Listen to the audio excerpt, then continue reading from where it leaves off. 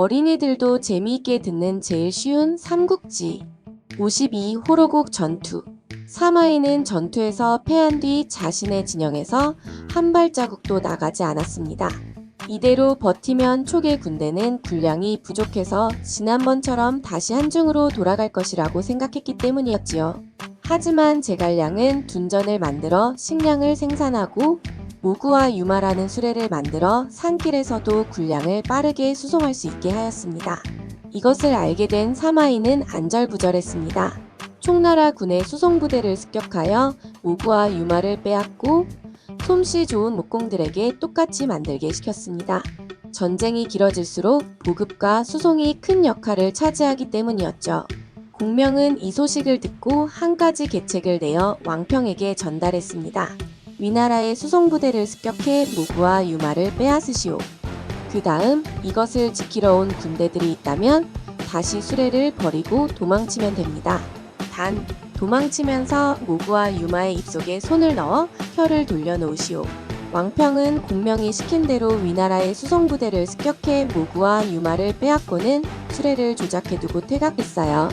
뒤이어 왕평의 군대를 요격하러 나온 위나라 장수 곽해가 버려진 모구와 유마를 회수하여 자신의 진영으로 돌아가려 했지만 수레가 마음대로 움직이지 않았죠. 모구와 유마의 입속에 수레의 바퀴를 움직이지 않게 잠그는 장치가 설치되어 있었던 겁니다. 이것을 몰랐던 곽해의 군대는 끙끙거리다 사방에서 공격해오는 위영과 강유의 군대를 맞이할 수밖에 없었죠. 수레를 버리고 도망치는 곽해의 병사들 앞에 귀신의 머리를 하고 짐승의 몸을 한 형형색색의 괴물들이 나타났습니다. 그들은 마치 모구와 유마를 호위하는 듯 위나라 병사들을 위협하였죠. 사실 이것은 공명이 부하들을 시켜 꾸며놓은 것이었습니다. 이후 살아남은 위나라 병사들 사이에서는 이상한 소문이 돌았습니다. 공명이 귀신을 부린다. 총나라의 수레는 귀신이 보호하고 있어서 아무나 움직일 수 없다. 이런 소문이 돌고 나서는 위나라 병사들은 제갈량의 귀신에 놀라 싸울 마음이 사라졌습니다. 멀리서 총나라 병사들을 만나면 싸워보지도 않고 도망치기 바빴습니다. 이때 위나라 황제의 편지가 사마이에게 도착했습니다. 오나라의 군대가 쳐들어왔으니 공명과 싸우지 말고 성을 굳게 지키고 있으라는 내용이었죠. 사마이는 안도했습니다. 사기가 높지 않은 지금의 상태에서 공명의 군사들과 싸우는 것은 무리가 있었기 때문이었죠. 이후 사마이는 성문을 굳게 잠그고 어떤 도발에도 응하지 않고 성을 지켰습니다. 공명은 사마이가 진영에서 나오지 않자 마대를 시켜 지금 있는 기산을 떠나 호로곡에 방어할 수 있는 진지를 구축하라고 했습니다. 그리고 장수 고상에게 매일 군사 수십 명을 데리고 모구와 유마를 이용해 군량을 운반시켰습니다. 만약 위나라 군대에게 수레를 빼앗기더라도 그냥 가져가게 둘 것을 명했지요. 다른 병사들에게도 둔전으로 이동해 농사를 짓게 시킨 뒤 제갈량도 호로곡으로 이동해 군사를 주둔시켰습니다. 총나라 군대의 움직임을 수상하게 여긴 사마이는 정찰병을 보내 촉의 근황을 확인하였습니다. 승상께서는 이미 진영을 호로곡으로 옮겼습니다. 그래서 저희는 명을 받고 군량을 호로곡으로 옮기고 있는 중이었습니다.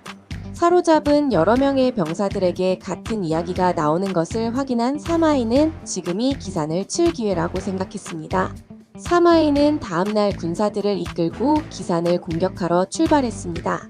하지만 사마이의 머릿속에 사로잡은 병사들이 하던 말들이 떠올랐습니다. 분명 호로곡으로 군량을 모두 옮겼다고 했다. 제갈량도 호로곡으로 갔을 테지. 촉의 병력이 나뉘고 제대로 된 진영이 구축되지 않은 지금 호로곡을 점령한다면 촉의 식량을 차지할 수 있을 뿐만 아니라 제갈량도 붙잡을 수 있을지 모른다. 사마이는 기산을 향하던 말머리를 돌려 호로곡으로 향했습니다. 과연 호로곡은 지키는 병사들도 별로 없어 수월하게 점령할 수 있었습니다. 많은 식량 창고가 건설되어 있었고 이 식량들만 불태운다면 촉의 군사들은 어쩔 수 없이 다시 한중으로 퇴각할 수밖에 없을 것이었죠. 하지만 호로곡 깊숙하게 들어온 사마이는 이상한 느낌이 들었습니다. 각 창고 앞에 마른 풀과 장작이 쌓여있는 것이 눈에 들어왔습니다.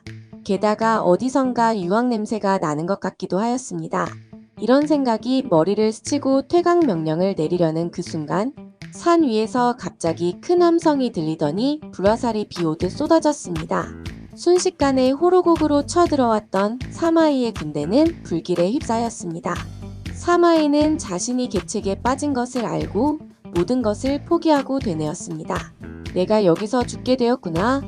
그런데 갑자기 거센 바람이 불고 천둥 번개가 치더니 하늘에 구멍이라도 난 듯 큰 비가 내리기 시작했습니다. 그 비로 인해 호로곡의 불길이 잦아들자 사마이는 위수 북쪽으로 달아난 뒤 총나라 군대가 따라오지 못하도록 다리를 불태워버렸습니다. 공명은 이번이야말로 사마이를 잡을 수 있는 기회라고 생각했지만 비가 내려 호로곡의 불이 꺼지는 바람에 사마이를 놓치고 말았습니다. 아, 이를 꾸미는 건 사람이지만 그것을 이루는 건 하늘이 정하는 것이구나. 공명은 다음 기회를 준비했습니다. 그래서 군대를 오장원으로 이동시켜 다음 전쟁을 준비했습니다. 다음 편 예고. 역사적 기록에 따르면 제갈량과 사마이의 호로곡 전투는 일어나지 않았다고 합니다.